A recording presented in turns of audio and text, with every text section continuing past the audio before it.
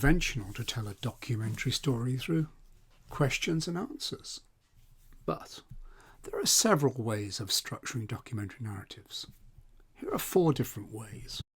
And how do you take pictures? What does it take to take a good picture, or, in your words, a quality picture? Many things. I mean, like, people just think, oh, you chase after buses, or... I pulled the 2 psychologists, to the side, and I just said to them, like, I've had enough of this and everything, And I pulled a joke knife out of my pocket, and I went like this, and I told one of them what I was going to do, and she was just laughing, And then the one that never knew anything, she jumped, And if they don't want to give you anything,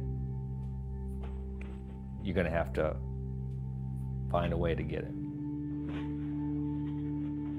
My friend Tyler, who's a singer, he was with Nikki Szymanski, and Tyler said, my friend Amy sings jazz and she's great.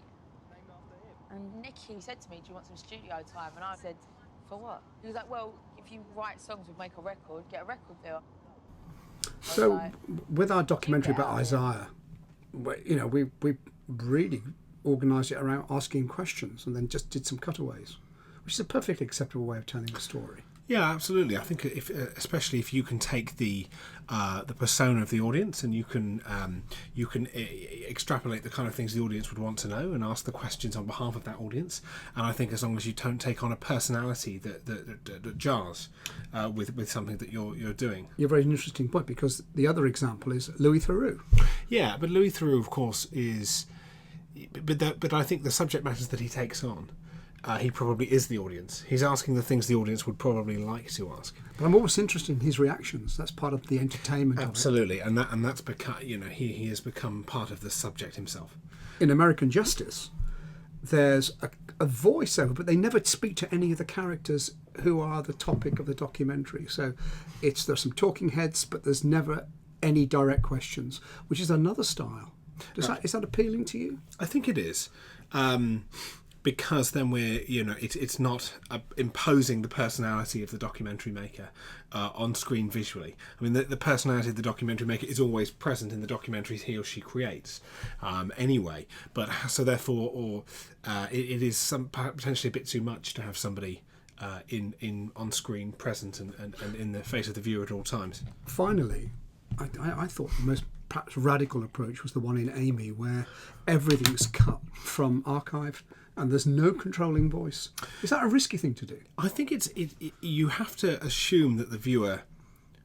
Well, I think that's fair. I think viewers are perfectly capable of building their own narratives.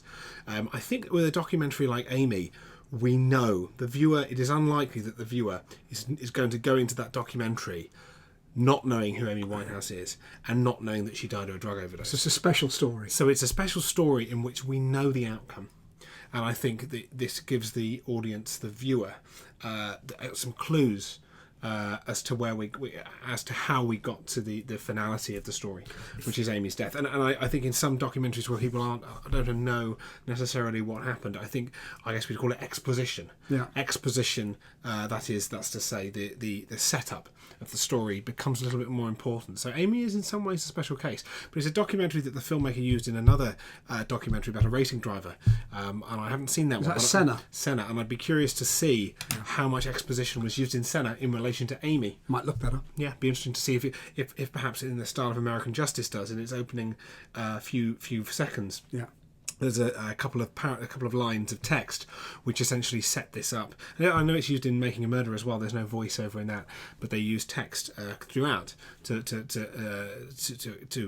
establish the exposition of what is happening, establish the start of the narrative. Feels like we're in a golden age of documentary.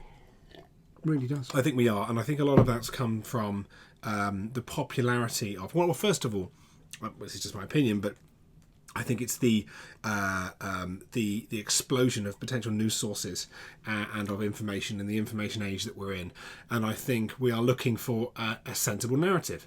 Because there's so much out of it. And depth. Yeah. When we're interested in a subject, we want to...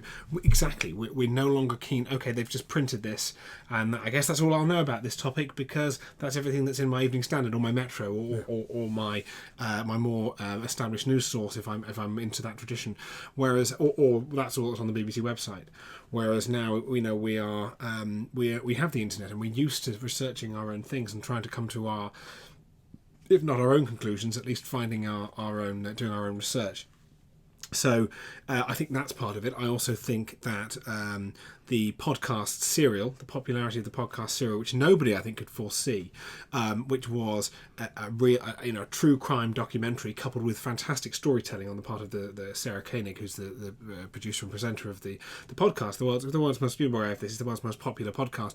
And I think if that hadn't happened, I think if that hadn't been so popular for so long, I don't know if Making a Murderer would have happened. There's also Michael Moore, of course, who drew attention to it earlier still. Yeah, and he created, I suppose, the first popular documentary feature film of this generation, and by that is to say the noughties. Yeah. But Michael Moore is very political, and well, I don't know. I mean, we've got things like. In Australia, they had something called the Chasers' War on Everything, which was a sort of popular late night kind of anarchic sketch show, but it was politically, it targeted political figures, and then that's we have something called The Last Leg. That's actually from the makers of and the presenters of the Chasers' War on Everything.